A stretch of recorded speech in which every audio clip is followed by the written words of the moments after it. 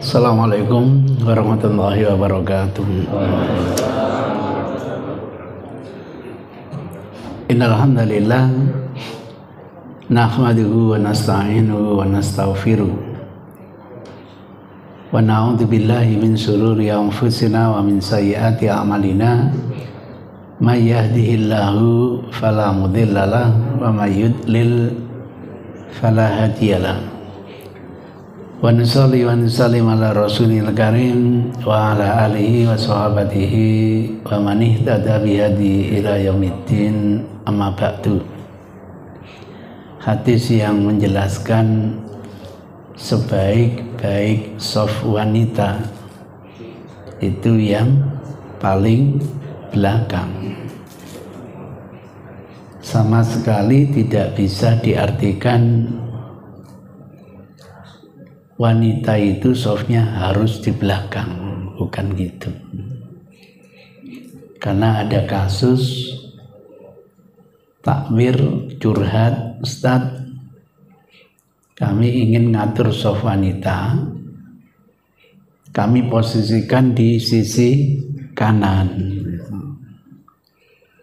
Karena masjid yang kita miliki itu pintunya hanya di satu di sana.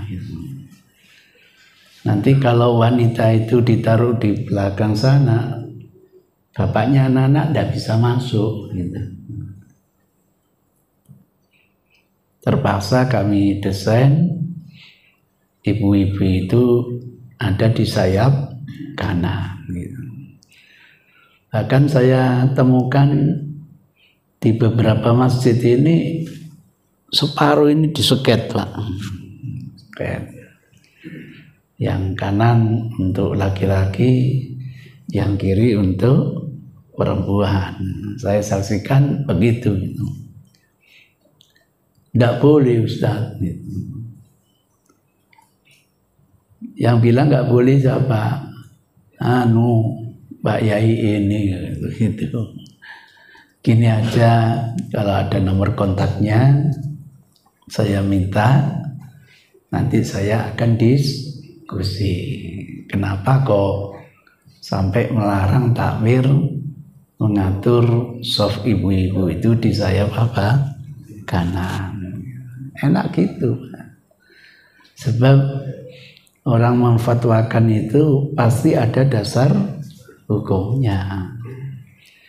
Kalau dasar hukumnya sebaik-baik soft wanita di belakang dimaknai harus di belakang, bagaimana dengan memahami hadis sebaik-baik sholat wanita di rumah? Apa bisa diistimbat hukum harus di rumah? Enggak, Pak. Jadi kata sebaik-baik itu tidak otomatis kesimpulannya harus. Enggak. Saya gambarkan nggak usah jauh-jauh di Masjid Nabawi. Itu sayap kanan itu sepenuhnya untuk ibu-ibu. Nah, sayap kiri di dalam masjid hanya dikasih 1/4 bagian itu. Karena ibu-ibu ada yang datang dari arah kanan, ada yang datang dari arah kiri. Kalau semua fokuskan sana, kasihan muter nanti, muteri masjid. Ya tergantung bagaimana takmir itu merasa efektif untuk mengatur soft wanita. Di Masjidil Haram, kalau sampai melihat maketnya itu, ya tengah itu, Pak, dibatasi dengan mushaf, tempat mushaf itu. Nah, kadang-kadang laki-laki di sampingnya. Batas itu loh, Pak. Setelah batas itu, bahkan banyak yang di belakang yang dibatasi itu. Syukur kalau sampai bisa masuk Masjidil Haram sebelum qomat, Pak. Warung masuk Masjidil Haram qomat. Waduh. Saya sendiri pernah sholat itu di belakang wanita, pas, Pak. Bahkan kepala saya masuk ke roknya, gitu. Kayak apa? Penuhnya kayak gitu ya Pak. Begitu masuk komat sudah tidak bisa berkutik Pak ini. Kan idealnya nanti yang perempuan menuju soft perempuan, yang laki-laki menuju soft laki-laki, sudah penuh semua, mau lewat mana?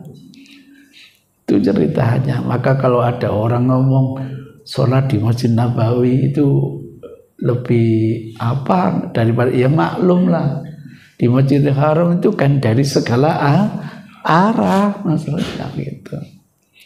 Nah kalau Nabawi kan hanya satu arah, ya beda memang.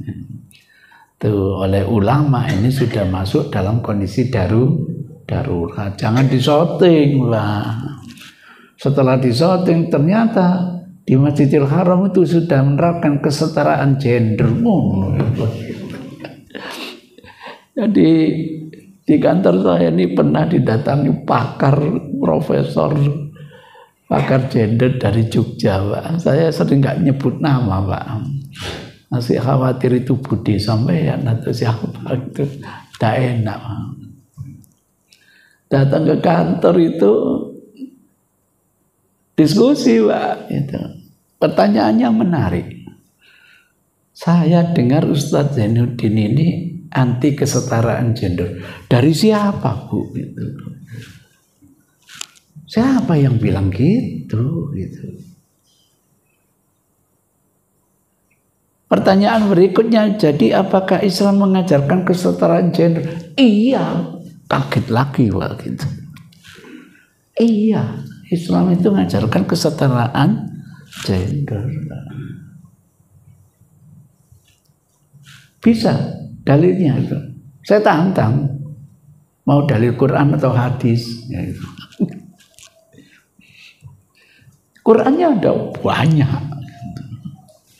Wagen setiap sampai membaca ayat dimulai ya ayyuhalladzina amanu berkonotasi kesetaraan apa? Gender.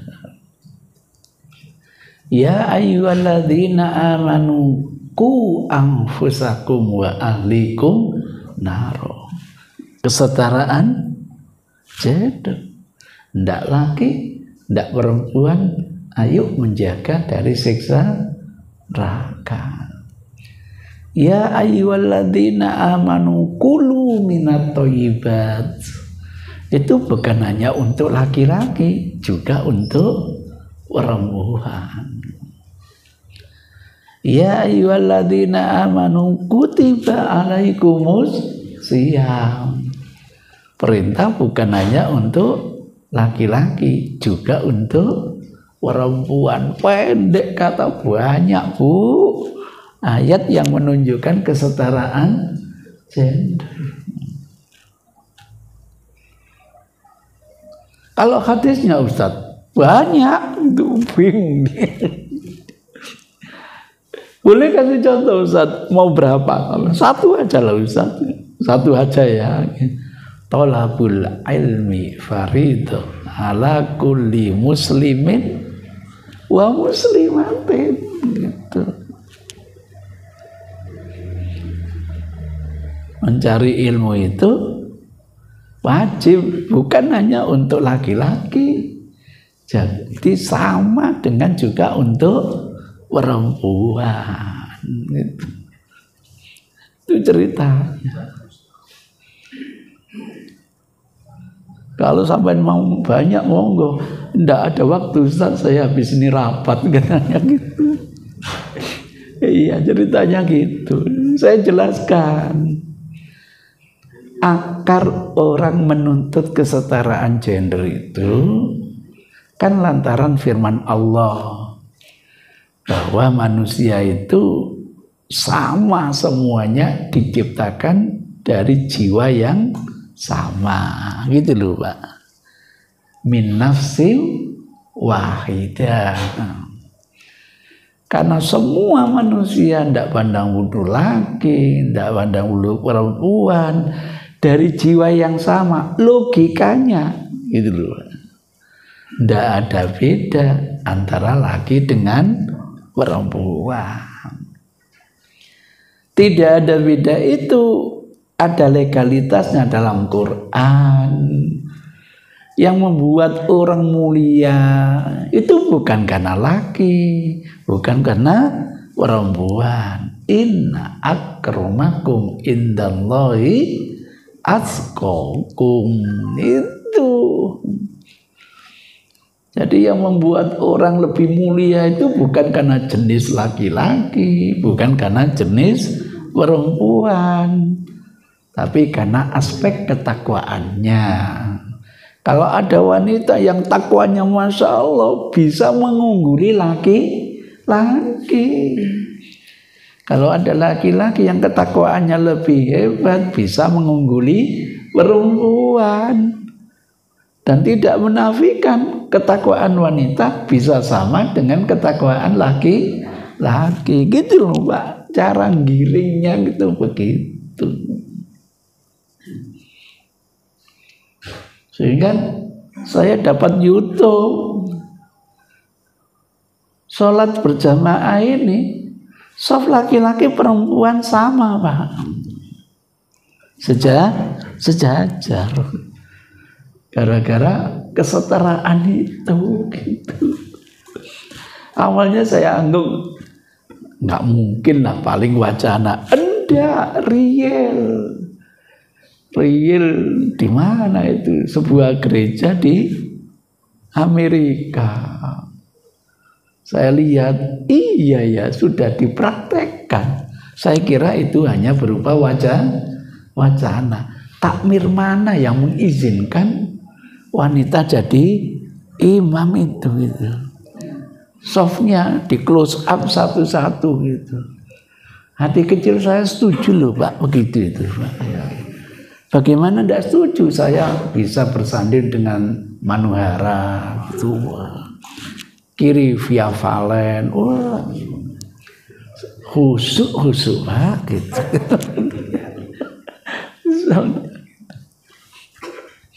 Nanti yang khutbah jangan cowok, cewek, mimbarnya di atas, kemudian ada kipas, saya akan di belakang bawahnya sambil menikmati gitu.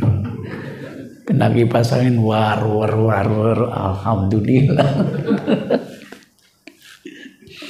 Masyaallah, itu tuntutan kesetaraan gitu. Saya coba pancing, Bu, kenapa ndak pakai ayat yang lain? Apa ayat yang lain itu?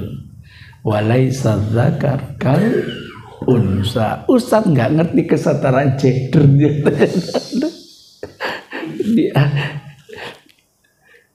Sampai maknanya apa?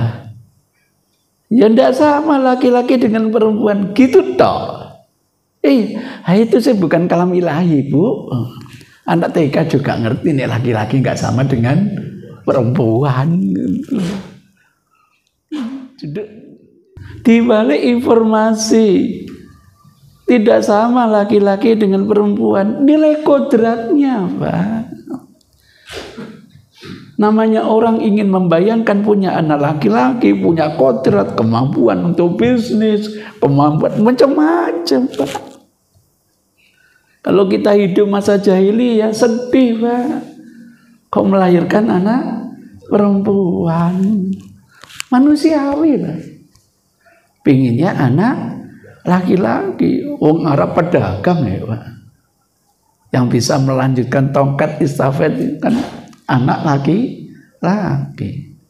Anak perempuan ndak iso dagang dulu.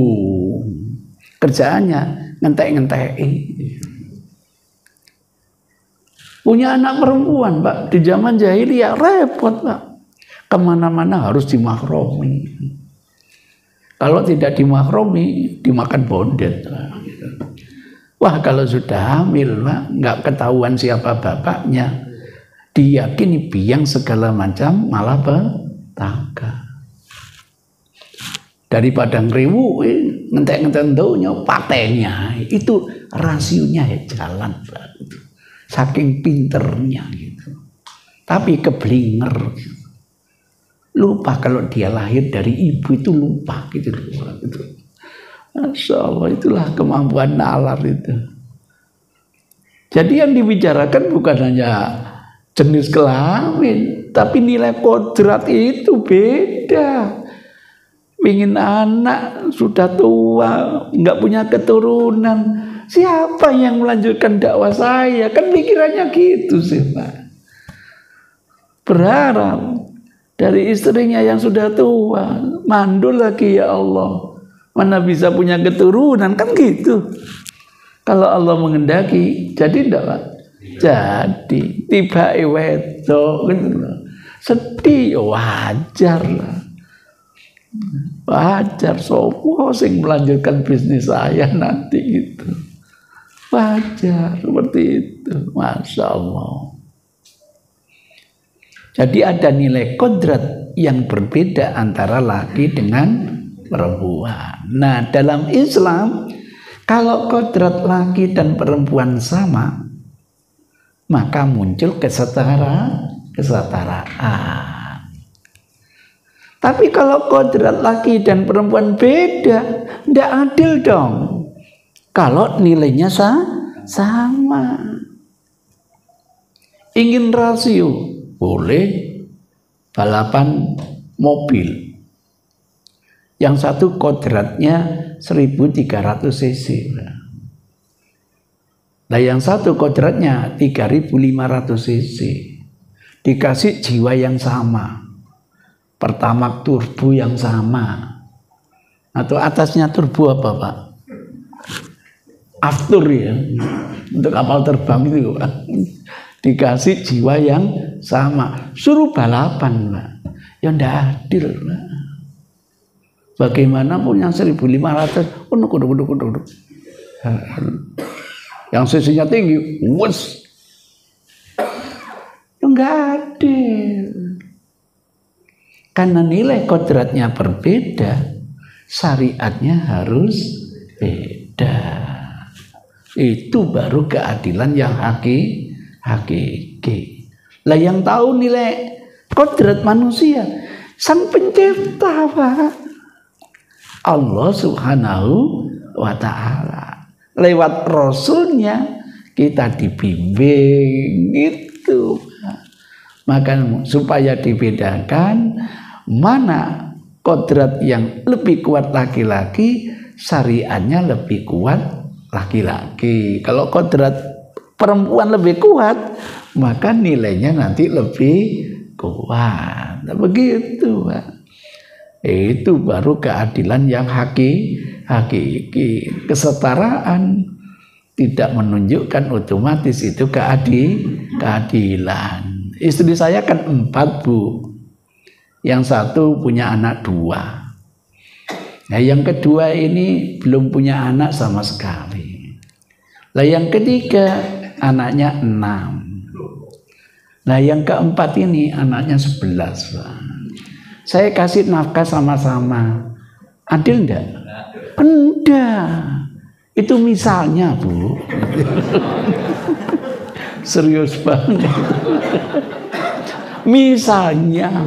Jadi kesamaan itu tidak menunjukkan keadilan gitu. Ya Allah, bimbingan siapa? Kalau bukan bimbingan dari Allah yang lebih adil ya.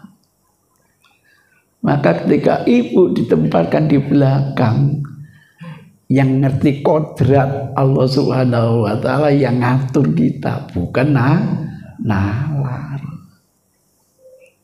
Maka ketika ibu ini memperbincangkan tentang apa ndak mungkin wanita jadi imam, saya jawab, kenapa ndak mungkin? Masa Ustaz? Mungkin banget kalau jamaah sesama wanita gitu. Iya. Bahkan saya dapatkan hadis itu Ummu Waraqah itu ditunjuk oleh Rasul untuk ngimami keluarganya. Ummu Waraqah itu orang ahli Al-Quran. Nah sementara keluarganya tidak ada yang mampu. Maka Ummu Waraqah yang ditunjuk menjadi apa? Imam. Ada lagi hadis yang kedua. Ini suaminya memang belum beres, tapi istrinya hebat. Maka hari-hari itu yang imami bukan suami, Pak, tapi istri. Lah istri ini sering dipukul oleh suami, gitu loh. Sering dipukul oleh suami. Lapor kepada Rasul. Curhat kepada Rasul. Suaminya pas ikut ngaji bersama Rasul. Harus begitu mestinya. Lapor itu suami istri ada. Jadi seimbang, Pak, gitu. Saya dipukuli oleh suami saya, gitu. Ditanya suaminya, bener informasi dari, bener ya Rasul. Nah, kenapa kamu pukul? Habis kalau ngimami terlalu panjang ya Rasul. Jadi adalah suami ini gitu. Itu ceritanya. Makanya Rasul menasihati jangan panjang-panjang kalau jadi imam gitu loh. Masya Allah, hadisnya sahih, Pak. Maka mohon maaf yang namanya promotor saya itu cerita kepada saya, Ustaz, saya ini anak sudah tidak ada di rumah, tinggal satu perempuan, punya menantu mualaf gitu. Belum teteh ngajinya, dan boleh tidak saya jadi imam? Kenapa tidak boleh gitu. Tapi kalau dia ada publik, Pak, mohon maaf. Bagaimanapun posisi wanita itu diletakkan di belakang. Yang afdal begitu. Sekali lagi, dini nanti takmir mencoba memformat. Kok ibu-ibu lebih efektif? Jangan di belakang ya, ditaruh di depan, di sket misalnya. Boleh apa tidak, Pak? Boleh, nggak ada masalah. Di Masjidil Haram itu yang baru itu, Pak, kan hanya di sket anu aja, Pak, apa diseket pakai batasannya loh, Pak, pagar itu loh, Pak. Jadi setiap seket itu depan cowok, belakang cewek, depan cowok, belakang cewek. Bukan 6 sket untuk cowok, 6 sket untuk cewek, enggak. Itu aja mengundang perhatian saya sempat tanya, kok ngaturnya begini? Jawabannya biar suami istri nanti gampang ketemu gitu loh. Jadi masuk masjid, cowoknya di depan, ceweknya di belakang. Keluarnya bisa ketemu lah. Kalau 6 lokal untuk cowok semua, 6 wah ini sering nggak ketemu gitu loh. Jadi ada alasan kenapa di sketch seperti itu. Monggo. Kalau itu dianggap lebih efektif, lebih maslahah. Jadi begitu, Ibu. Jadi jangan menuntut segalanya kesetaraan begitu. Sampai-sampai jenis kelamin disamakan. Waduh, mohon maaf, Bu. Selama ini kenapa sih hamil kok didominasi perempuan aja? Bu, yo kami laki-laki dikasih kesempatan untuk hamil. Enggak, itu kodratnya perempuan gitu loh. Maka laki-laki nggak usah demo kepada Rasul minta kesetaraan dengan perempuan, nggak usah gitu. Saya baru menyaksikan laki-laki hamil itu 3 kasus, Pak, ya. Laki-laki kok bisa hamil kan gitu. Di Filipina itu loh, Pak. Laki-laki kok bisa hamil. Perasaan saya kok nggak pernah terjadi ya. Itu kodratnya perempuan.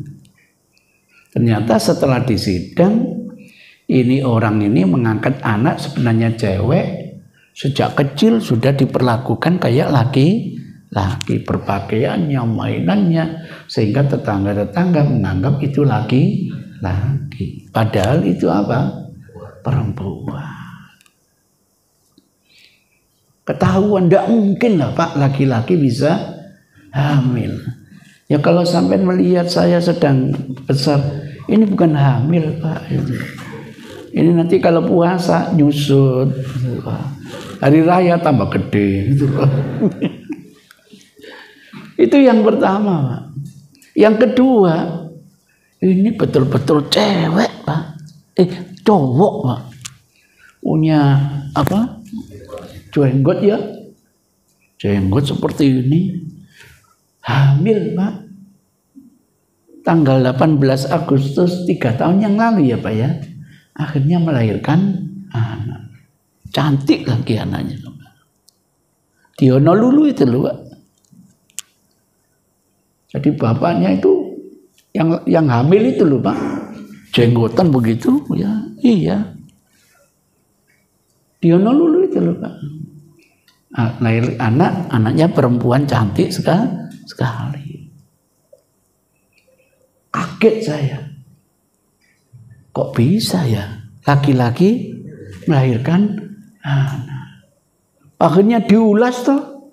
Oh, ternyata sana itu lesbian, Pak. Dua cewek ini kawin, yang satu berstatus suami, yang satu berstatus istri. Nah, yang berstatus suami ini sampai ngingu jenggot. Nah, yang berstatus istri ternyata kandungannya lemah, tidak mungkin hamil. Maka yang berstatus suami itu bikin inseminasi, kemudian diinjeksikan ke rahimnya sendiri. Baru ketahuan sebenarnya bukan laki-laki, tapi pawaannya kayak laki-laki. Sampai hati-hati loh ya, gitu ya. Hati-hati. Kayak ane wong lanang, rambut itu wow ya, duwite tiba cowok gitu loh. Ana sinetron lho akhirnya. Jadi delok rambutnya klemis begitu Pak, sing cowok itu mulai gitu. Bareng hadapan podo cowok itu Pak. Hati-hati Pak ya. Sekarang banyak yang nggak jelas masalahnya. Nah, yang faktual laki-laki sampai hamil sampai melahirkan baru di Amerika. Sehingga anaknya kotak itu dalam film. Berapa kali diputar film itu ya, wah, itu betul-betul laki-laki hamil melahirkan anak-anak kayak kotak gitu loh. Ya, dalam film ya bisa direka ya, enggak, itu kodratnya perempuan. Maka tidak usah laki-laki minta kesetaraan dengan perempuan dalam hal apa? Hamil. Kalau menyusui bisa enggak kira-kira Pak? Bisa ya? Enggak bisa juga ya Pak? Enggak, masa gak keluar Pak? Itu ceritanya. Supaya dibedakan. Yang tahu kodrat itu bukan kita gitu. Yang menciptakan kita. Dalam kesaksian aja Pak. Orang sering meledek. Kenapa laki-laki selalu diunggulkan, perempuan selalu disepelekan, kan gitu Pak. Sehingga apa, kesaksian wanita itu separuh kesaksian laki-laki, kan begitu. Merasa ini adalah diskriminasi. Tidak ada unsur apa? Kesetaraan. Ya karena ngajinya parsial Pak. Pertanyaannya, kesaksian laki-laki lebih unggul dari perempuan itu dalam kasus apa? Gitu loh Pak. Kalau dalam kasus kodrat perempuan kalah laki-laki. Coba kita hidup zaman Rasul. Rasul mengakad nikahkan dua mempelai. Datang seorang wanita teriak-teriak, "Ya Rasulullah, angkatauma wa qad arda'tuma." Kenapa panjenengan menikahkan dua mempelai itu? Keduanya itu anak susuan saya ya Rasul. Batalkan oleh Rasulullah. Karena kodrat susuan itu ibu lebih kuat. Kalau saya yang menghadap Rasul, ya Rasul, kenapa dua mempelai dinikahkan? Itu anak satu susuan ya Rasul. Rasul klarifikasi, susunya sapa din gitu. Nah, susunya unta, gak apa-apa gitu. Butuh klarifikasi gitu. Karena kodrat susuan itu pada wanita, bukan pada laki. Maka saya tidak usah nuntut kesetaraan dengan perempuan. Itu ceritanya. Dalam hak birrul walidaini, Rasul ditanya, bapak ibu, mana ya Rasul yang paling harus saya rekeni? Ibumu, kan gitu. Setelah itu siapa ya Rasul? Ibumu, gitu.